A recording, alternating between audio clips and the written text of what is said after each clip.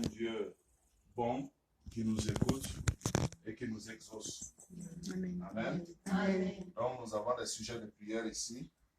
Ce qui est sûr, le Seigneur va exaucer. Amen. Amen. Amen. Le Seigneur va nous répondre. Amen. Nous, on n'a pas besoin de lire, mais le Seigneur a plus lettré que nous. Dans sa grâce, il va nous exaucer. Et la gloire lui revient. Amen. Nous avons prévu donner une exhortation, la parole de Dieu. Et après, nous allons intercéder. Nous allons intercéder pour nous-mêmes, pour notre Église et aussi pour cette île, pour nos familles. Et aussi, le salut doit être pour tout le monde. Amen. Jésus est monté sur la croix pour le monde entier. Donc, c'est vrai qu'on ne peut pas aller toucher les Américains, mais ceux-là qui sont à côté de nous, que nous puissions les toucher avec l'évangile de Jésus-Christ. Amen. Donc, juste une exhortation, et après nous allons prier ensemble. Ok? Nous prenons nos Bibles et nous lisons dans le psaume 20.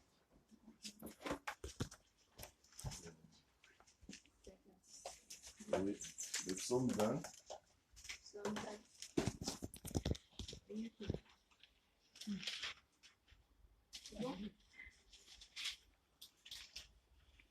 Le psaume 20, versets 7 à 10. Oui. Je sais déjà que l'Éternel sauve son oint. Il exaucera des cieux de sa sainte demeure Oui. par le secours puissant de sa droite. Ceux-ci s'appuient sur leurs chars, ceux-là sur le chevaux. Nous invoquons le nom de l'Éternel notre Dieu. Eux, ils plient et ils tombent. Nous tenons ferme et restons debout. Éternel, sauve le roi, qu'il nous exauce quand nous l'invoquons. Amen. Nous rendons grâce au Seigneur pour ce psaume de David. Vous savez, le roi David était un homme de guerre. Et il a fait beaucoup de guerres et Dieu, dans sa grâce, l'a toujours exaucé. Alors, donc, il va faire cette déclaration dans le psaume 20 et à partir du verset 7, il dit: ceux-ci, ça veut dire ses ennemis, ils s'appuient sur leur char, ils s'appuient sur leur capacité, mais les chevaux ne sauvent pas. Mais lui, tout ce qu'il fait, il se confie en l'Éternel. Amen. Amen. Donc, c'est pour cela qu'il dit: ceux-ci s'appuient sur leur char, mais l'Éternel, le verset 7, il commence par déclarer que l'Éternel sauve son oint. Loin de l'Éternel, c'est toi et c'est moi. Celui qui est oint par l'Éternel, c'est toi. Il a posé sur toi son onction, sa présence. Et David commence à crier et à déclarer: c'est l'Éternel qui sauve son oint. C'est pas, comment on appelle, un tamoul ou un malgache qui va sauver un oint de Dieu. Non. Pour le témoignage, je vais vous dire que on a un frère avec nous à l'église au pays là-bas. Et un jour, la famille a imposé qu'il aille faire des cérémonies avec les trucs de coutume.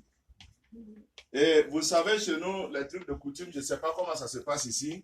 Le monsieur, il peut s'asseoir et faire venir ton image dans l'eau. Et puis, on te fait ce qu'il veut.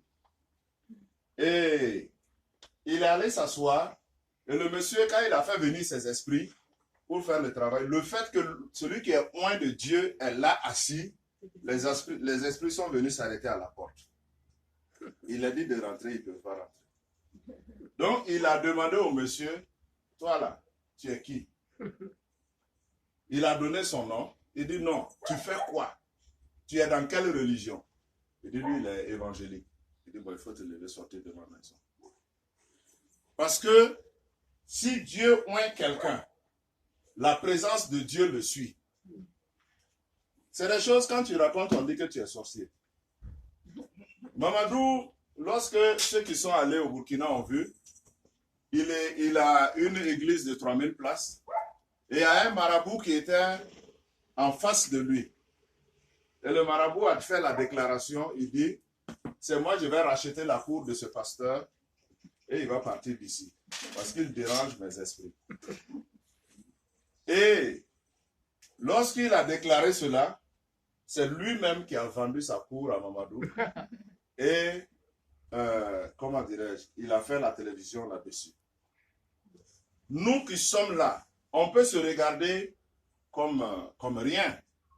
Mais laisse-moi te rassurer d'une chose. Si le monde, Dieu pouvait ouvrir le monde spirituel pour que tu puisses voir ta position, je crois que tu allais l'adorer autrement. Nous sommes loin de l'Éternel. Parce que lorsque tu viens à lui et qu'il met sa présence en toi par le sang de Jésus, même le monde des ténèbres sait qu'il y a une autorité qui est établie désormais par le Seigneur. Donc, nous devons connaître notre position spirituelle. Il dit l'Éternel oint et protège, sauve son oint. Et c'est lui qui le garde. Ce n'est pas un cheval. Et il va faire la déclaration, ceux-ci-là, eux, ils s'appuient sur leurs chevaux. Ils s'appuient sur leurs armes pour combattre le combat de tous les jours. Mais il dit nous qui sommes oints, nous qui sommes les enfants de Dieu, nous qui sommes appelés de Dieu, qui avons la protection de Dieu, nous invoquons le nom de l'Éternel, notre Dieu. Et dans le livre de Jérémie, Jérémie chapitre 33, l'Éternel lui-même va faire une déclaration. Et la déclaration c'est: invoque-moi et Oui. je te répondrai. Invoque-moi et je te répondrai Je t'annoncerai de grandes choses, des grandes choses, des choses cachées des choses que cachées je ne connais pas. que tu ne connais pas. Voici la promesse pour ceux qui prient. Voici la promesse de ceux qui viennent dans la présence de Dieu, qui fléchissent les genoux et qui parlent à leur Seigneur et à leur Dieu. Et Dieu lui-même dit: invoque-moi. Il y a des moments où on se pose la question, est-ce qu'on a besoin de prier? Pourquoi on a besoin de prier? Mais si Dieu peut m'exaucer, qu'il m'exauce parce qu'il connaît mon problème.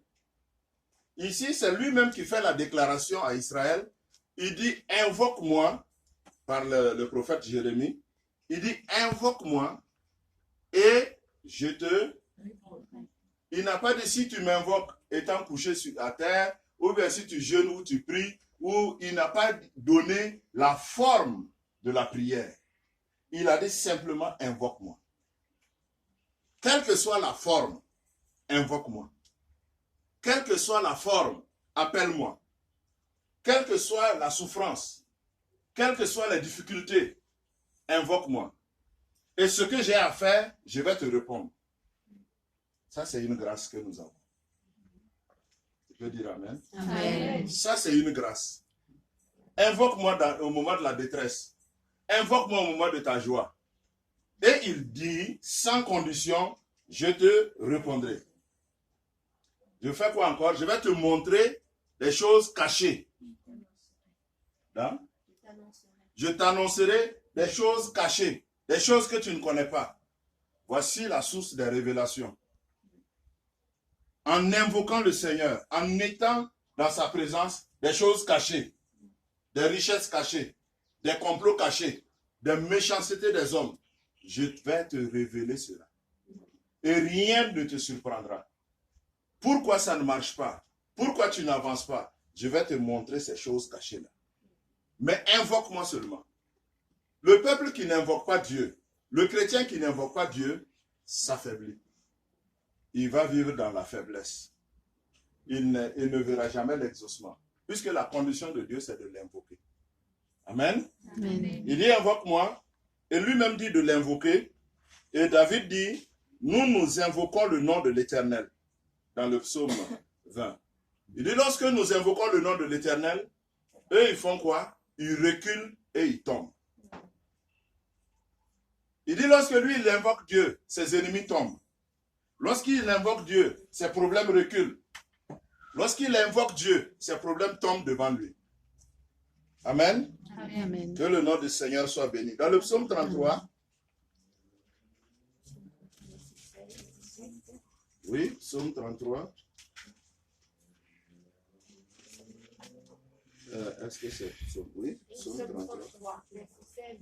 16, 18, s'il te plaît. Oui. Ce n'est pas une grande armée qui sauve le roi. Oui. Ce n'est pas une grande force qui délivre le héros. Oui. Le cheval est impuissant pour assurer le salut, Oui. et toute sa vigueur ne donne pas la délivrance. Oui. Voici l'œil de l'Éternel est sur ceux qui le craignent, Oui. sur ceux qui espèrent en sa bonté, Oui. afin d'arracher leur âme à la mort et de les faire vivre au milieu de la famine. Oui.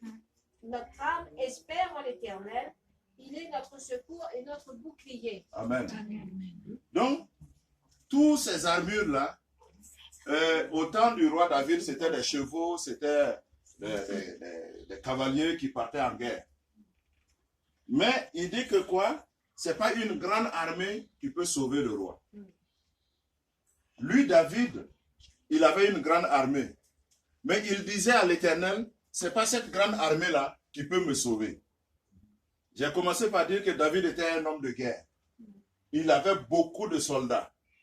Et lui-même, dans la présence de Dieu, il va faire cette déclaration.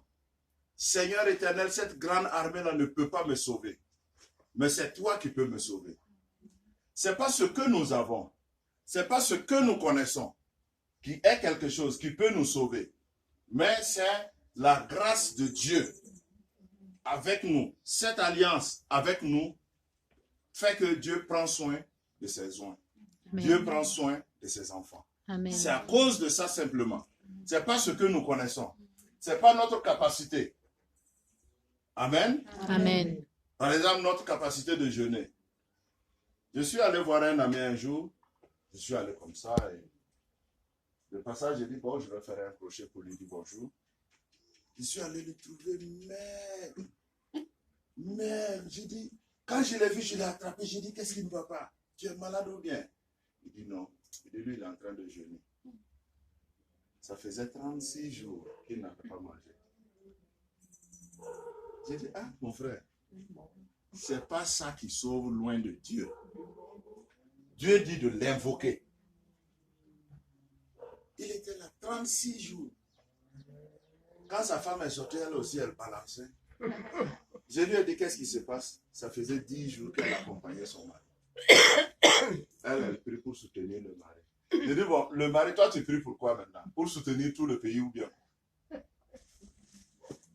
Il dit, c'est pas une grande armée. C'est pas ce que tu as. C'est pas ta capacité de jeûner. Mais simplement, c'est sa faveur. Simplement, c'est sa grâce. Mais la seule condition, c'est que tu pries. C'est de prier. Dans tous les domaines, dans tous les ministères, Dieu donne la même mesure de foi lorsque tu viens à lui. Il a un récipient. Le jour que Cathy est venue à lui, il a pris, il dit, voici ta mesure. Quand elle est venue, voici ta mesure. Maintenant, le problème, c'est quoi? C'est que d'autres déposent leur talent, leur foi et tout. C'est que d'autres travaillent. Il dit, lorsque tu m'invoques, je vais te montrer des choses cachées. L'autre se met à l'invoquer, l'autre se met à dormir. Donc, ce n'est pas les mêmes résultats. Donc, voilà pourquoi, en ce lieu, je veux vraiment exhorter chacun de nous à être des hommes et des femmes de prière. Lorsqu'on prie, il révèle les choses cachées. Lorsqu'on prie, nous bénéficions de sa protection. David était dans un temps de guerre.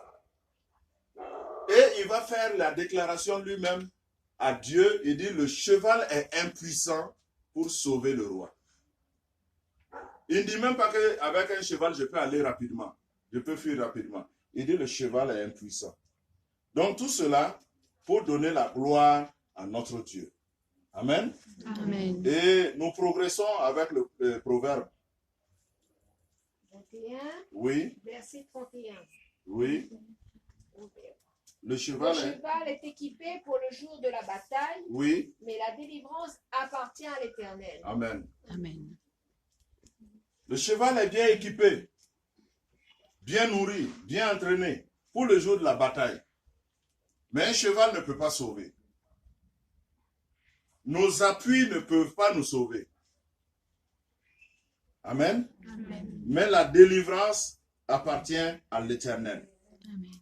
Et lorsqu'il a dit ça, après cela, le prophète Ésaïe va intervenir en nous disant, dans le proverbe 31, Verset 1.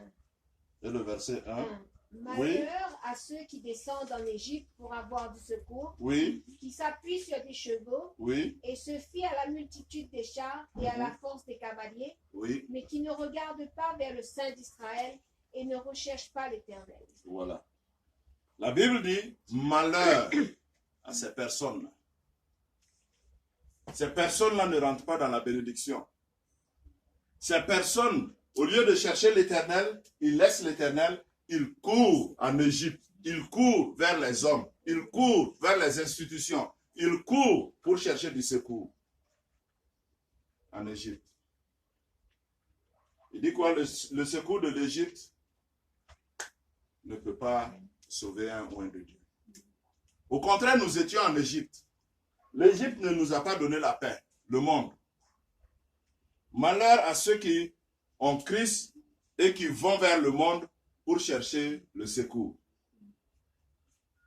Le secours, on le trouve sur ses genoux, dans la solitude, seul avec son Dieu. Tu lui parles, il te parle.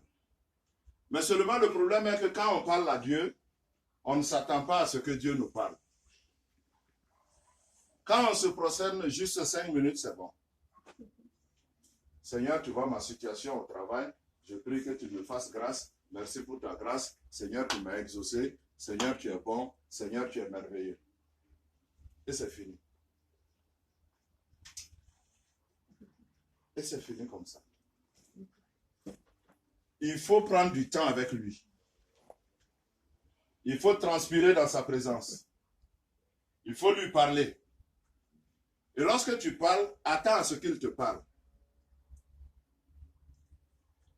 Une dame m'a dit à la métropole que Dieu ne lui parle jamais. Elle croit que Dieu parle aux autres. Et chaque fois, c'est les autres qui disent que Dieu m'a parlé.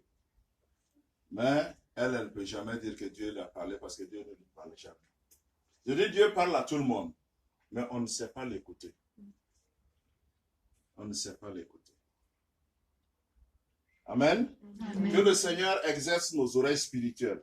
Amen. Amen. Donc, David dit, ceci s'appuie sur leur char, mais nous, ce que nous avons, c'est l'Éternel. Ce n'est pas la multitude de l'armée qui peut sauver le roi. Ce n'est pas la capacité humaine qui peut nous sauver. Ce n'est pas la sagesse humaine qui peut nous sauver. Mais Dieu lui-même sauve son oint. Amen. Amen. Dieu lui-même sauve son oint. Ceux qui s'appuient sur des chevaux, ça c'est la défaite. Et ceux qui se confient à la multitude des chars ne vont jamais gagner la bataille. Jamais. Il y a des gens simplement, c'est le fait de connaître beaucoup de gens, ils croient qu'ils sont sortis de l'insécurité. Non. C'est la relation avec l'Éternel. C'est ça qui sauve le roi. C'est ça qui sauve celui qui est loin de Dieu. Amen. Amen. Nous allons terminer l'exhortation avec Jérémie 17. Versets 5 à 8.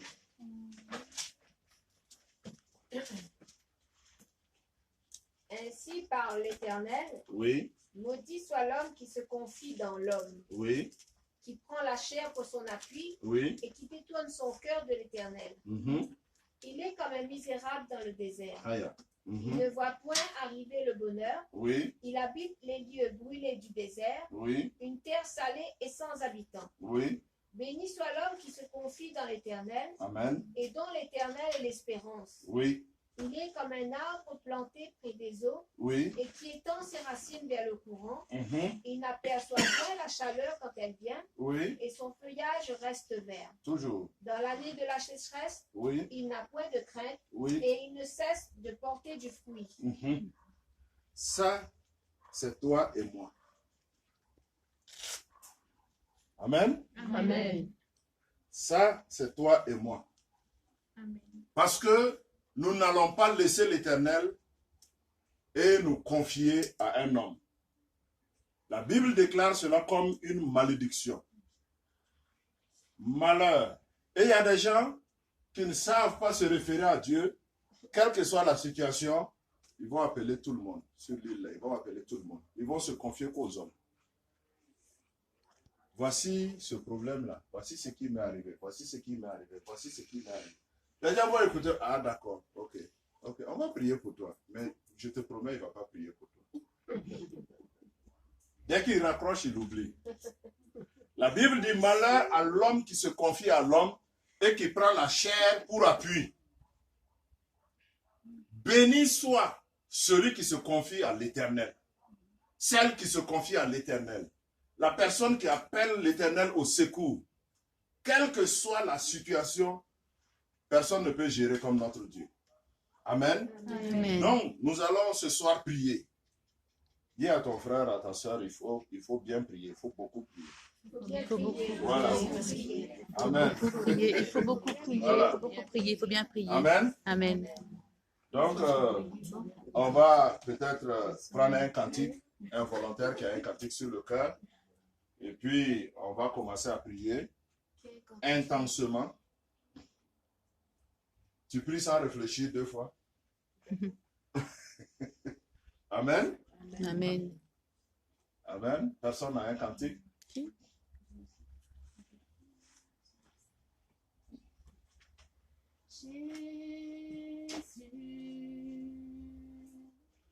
Sois le centre, sois ma lumière, sois Jésus. Jésus. Ceux qui peuvent se tenir debout. Sois le centre, sois ma lumière, sois sourd.